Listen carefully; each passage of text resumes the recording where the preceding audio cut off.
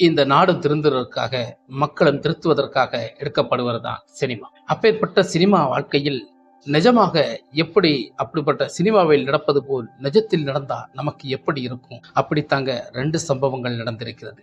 ஒன்னு ஆம்ஸ்ட்ராங் கொலை வழக்கு. 16ஆம் ஆண்டு தொடங்கி 2018ஆம் ஆண்டு 2 சிறுமிகளை சிதைத்த புதுச்சேரி சம்பவம். இந்த 2 சம்பவத்தை இந்த ஒரே வீடியோவில் நான் சொல்லப் போகிறேன். அதுவரைக்கும் நீங்கள் காத்திருக்க வேண்டும். வாங்க நம்ம வீடியோக்குள்ள போய் என்ன அனுபவம். சட்டம் ஒழுங்கு சரியில்லாம இந்தியனுக்கு சாவை கிடையாது. இந்த இந்தியாவின் வரலாறு. அனைவருக்கும் வணக்கம். நம்ம ஆம்ஸ்ட்ராங் கொலை வழக்கு இப்போ சூடு பிடிக்குதுங்க. சினிமாவில் நமக்கு இதே மாதிரி காட்சிகளை பார்த்து பழக்கப்பட்டு போறோம். அதனால் என்னவோ இன்னைக்கு கெச்சு போடுவது அவ்வளோ சுலபமாக இருக்கிறதா கொலையாளிகளுக்கு? அந்த அளவுக்கு இன்னைக்கு 2 பெண்கள் வரைக்கும் 15-16 பேர்கள் இன்னைக்கு எல்லாரும் அரெஸ்ட் ஆயிருக்கிறாங்க. ஆம்ஸ்ட்ராங்கே எவ்வளவு தூரம் அழகா பிளான் பண்ணி கெச்சு போட்டு இன்னும் மறைமுகமாக முகம் காட்டாத ஒரு நபர் கூட அதை பிளான் செய்து போட்டு கொடுத்து இன்னைக்கு ஆம்ஸ்ட்ராங்கே நமக்கு நம்மளை விட்டு நம் உலகத்தை விட்டு தூக்கி இருக்கிறார். அந்த அளவுக்கு ஆம்ஸ்ட்ராங்கை சுத்தியே படைகளும் இருக்க வேண்டிய சூழல்ல அவரை நெருங்க முடியாத அவருக்கு இருந்த இந்த மனிதரை எப்படி இவர்கள் சாய்த்தார்கள் என்பதுதான் நமக்கு இன்றைய கதையாக இருக்கிறது. இன்னைக்கு அரசுகள் நீதி நிலைநாட்டும் என்ற நோக்கத்தில் தான் பல விஷயங்களில் செயல்பட்டு கொண்டிருக்கிறது. அந்த வகையில் ஆம்ஸ்ட்ராங் வழக்கு இன்னைக்கு சூடு பிடித்துக் கொண்டிருக்கிறது. ஒவ்வொரு குற்றவாளிகள் வெளியே வந்து கொண்டிருக்கிறார்கள். அவர்களுக்கு தண்டனை வழங்கும் அளவிற்கு இன்னும் எத்தனை பேர்கள் உள்ளிருந்து வரப்போகிறார்கள் என்பது தெரியவில்லை. அந்த அளவுக்கு ஒவ்வொரு விஷயங்கள் சூடுபிடிக்கிறது. இது எந்த அளவுக்கு சூடுபிடித்து யாரை நமக்கு சார்ந்த போகிறது என்பதற்கான விளக்கங்களை நமக்கு சந்தேகத்துக்குள்ளாக இருக்கிறது. ஆம்ஸ்ட்ராங் வழக்கு மிக தீவிரமாக நடந்து கொண்டு வருகிறது. இதற்காக அரசுக்கு நமக்கு பாராட்டுத்தான் தெரிவிக்க வேண்டும். இந்த அளவுக்கு ஒரு கேஸை நடத்தி கொண்டிருப்பது என்னவென்றால், அங்கே திமுக கட்சியில் உள்ளவர்கள் 2 பேரும் இருக்கிறார்கள். அப்படி இருந்தும் அரசு இந்த மாதிரி இந்த கேஸுடைய முக்கியமான பிரதிகளை எல்லாம் கொண்டு வந்து இன்னைக்கு நம்ம கண் முன்னே நிறுத்தி இருக்கிறாங்க. அதோடைய சிசிடிவி கேமரா எல்லாம் நமக்கு பார்க்கிறோம். அந்த அளவுக்கு வெறித்தனமாக கொண்டிருக்காங்க ஆம்ஸ்ட்ராங்கை கெச்சு போட்டு எப்படி எல்லாம் கொண்டிருக்கிறாங்க. வெட்டை கழுத்துல, 2வது நுனிக்கால்ல, இப்படி அவரை ஓட விடாமல் அவரை ஒரே போட்ல போடணும் என்று திட்டம் போட்டு இதற்காக 1 வாரம் முன்பு 1 மாதத்துக்கு முன்பே பிளான் பண்ணி திட்டம் போட்டு இவரை எப்படி தூக்க வேண்டும் என்பதற்கான ஒரு பிளானை யார் சொல்லி கொடுக்கறாங்க? சினிமாவா? அப்படித்தான் நமக்கு சொல்ல முடிகிறது. ஏன்னா நாட்டில் நடக்கிறது தான் சினிமா காட்டுது. ஆனா சினிமாவில் நடக்கிறது போல நாட்டில் நடந்துகிட்டு தானே இருக்கு. இதுக்கு என்னைக்கு முடிவு கிடைக்க போறான்னு தெரியல. நான் இந்த ஆம்ஸ்ட்ராங் வழக்க நமக்கு பார்த்திருக்கிறோம். அவருடைய மரணம் இன்னும் நம் நெஞ்சை விட்டு விலகவில்லை. ஆனா அந்த அளவுக்கு அவருடைய மரணத்தை துண்டு துண்டாக நொறுக்கி கொண்டிருக்காங்க. அத்தனை பேரை சும்மா விடக்கூடாது இந்த அரசாங்கம். அத்தனை பேரை வெளியேயும் விடக்கூடாது. இன்னும் நமக்கு சொல்லித்தான் இருக்கிறோம். எத்தனை குறைகளை நீங்கள் மறக்க முடியுமா? எத்தனை குறைகளை நீங்கள் ஒடுக்க முடியுமா என்பதற்கான முடிவுகளை நீங்கள் நிச்சயம் இந்த அரசு அதற்கான முடிவுகளை எடுத்துக்கொண்டுதான் இருக்கிறது. அதற்கான முடிவை பண்ணிக்கொண்டுதான் இருக்கிறது. அதற்கான தண்டனை கொடுத்து கொண்டு இருக்கும்.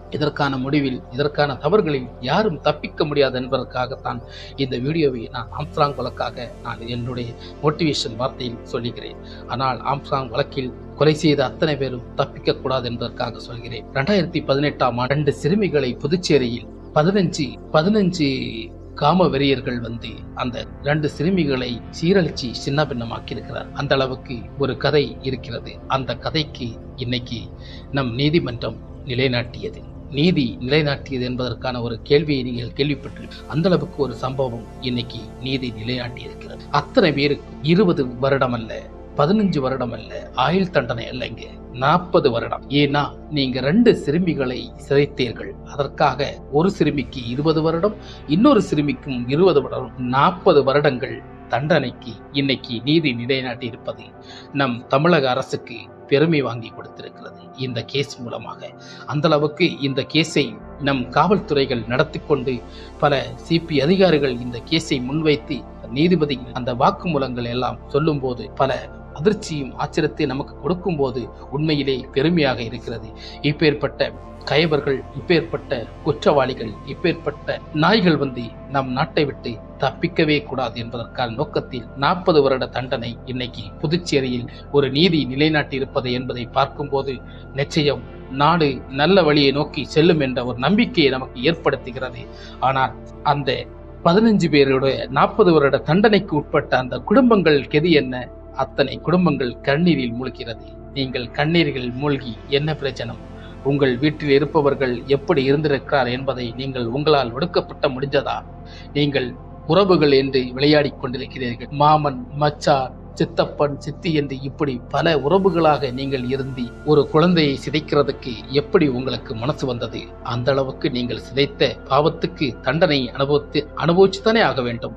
அந்த அளவுக்கு தண்டனை உங்களுக்கு கிடைக்க வேண்டும் என்பதற்கான இன்னைக்கு கோர்ட்டு நீதி நிலைநாட்டி இருப்பதை மிக்க மகிழ்ச்சியோட நமக்கு சொல்லணும். ஏன்னா இந்த மாதிரி கேசுகள்ல வந்து தப்பிக்கவே கூடியது, தண்டனைகள் அவர்களுக்கு கிடைக்கவே வேண்டும் என்பதற்கான நோக்கம் நமக்கு இருக்கிறோம்.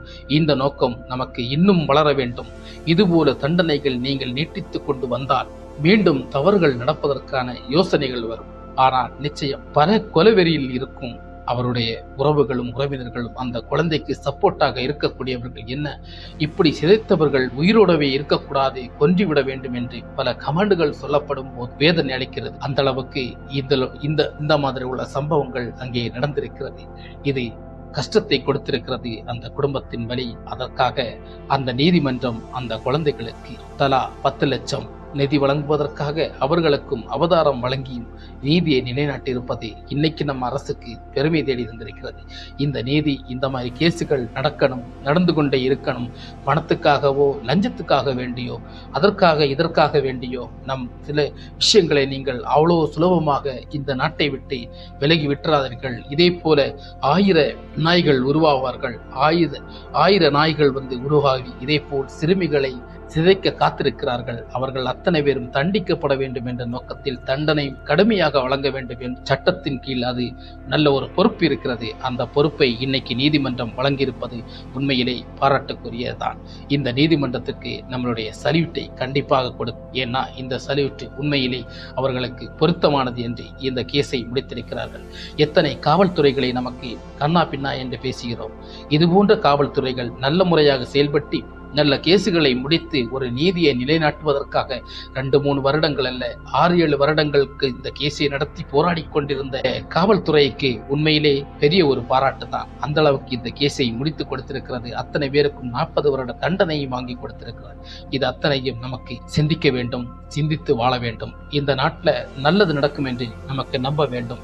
இங்கே நல்லது நடப்பவர்களை நமக்கு நம்பி வாழ வேண்டும். அதற்கான விளக்கங்களும் அதற்கான விழிப்புணர்வுகளை இங்கே ஏற்படுத்தி மக்களுக்கு கொடுக்க வேண்டும். இதில் திருந்தி வாழ்வதற்கான பல சந்தர்ப்பங்களை ஏற்படுத்தி கொடுக்க வேண்டும். கெட்ட நாய்களை இந்த உலகத்தை விட்டு விரட்ட வேண்டும். இதுதான் நம்மளுடைய நோக்கமும் எண்ணமும். அனைவருக்கும் இந்த 2 வீடியோவை உங்களுக்கு சிறப்பான முறையில் பதிவு செய்திருக்கிறேன் என்று நான் நம்புகிறேன்.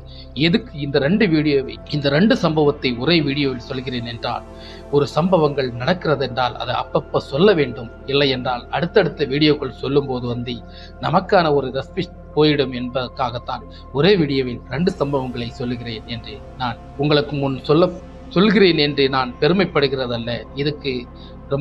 இதுக்காக வேண்டி நம்ம சொல்லவில்லை. இதை வேண்டி சொல்லணும். மக்களுக்கு ஒரு விழிப்புணர்வை படுத்துவதற்காகத்தான் நம்ம சேனல் இருக்கிறது என்பதற்கான நினைவூட்டல் தான் இந்த இதுவரை நான் உங்களுக்கு சொல்கிறேன்.